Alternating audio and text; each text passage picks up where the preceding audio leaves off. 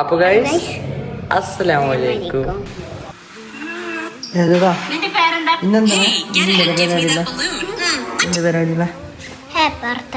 ആരെ happy birthday? എന്റെ happy ബർത്ത്ഡേയാ?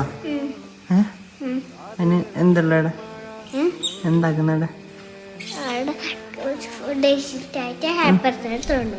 Happy birthday തുടങ്ങുമോ? ഫുഡ് കഴിച്ചിട്ട് അപ്പൊ ഫുഡ് കഴിച്ചിട്ട് നമുക്ക് ഹാപ്പി ബർത്ത്ഡേ തുടങ്ങാല്ലേ? ബൈ. അങ്ങനെ വീടെടുത്തോണ്ട് നിൽക്കുമ്പോ പൊറാടെ കുച്ചിന്ന് നല്ല മണം വന്നു. നോക്കുമ്പോ ബിരിയാണി സെറ്റായി. ബിരിയാണി പിന്നെ കച്ചമ്പറ് ചിക്കൻ ഫ്രൈ എല്ലാം ഉണ്ട്. ചിക്കൻ ഫ്രൈ പയ്യത്തൊന്നും നോക്കൂ, ഇടയിൽ കൈയിട്ട് തിന്നാൻ വേറൊരു പാങ്ങ.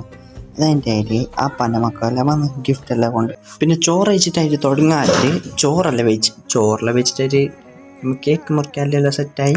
പിന്നെ ഫോട്ടോ എല്ലാം എടുത്ത് കുറച്ച് ഫോട്ടോ എല്ലാം എടുത്തെങ്കിൽ റാത്തായിട്ടാ അവൾക്ക് ആ കേക്ക് കണ്ടിട്ട് ഫോട്ടോ എടുക്കാനുള്ള ഒരു മൂഡേ ഉണ്ടായിട്ടാ. എങ്ങനെയെങ്കിലും കേക്ക് മുറിച്ചാൽ മതി എന്നായി.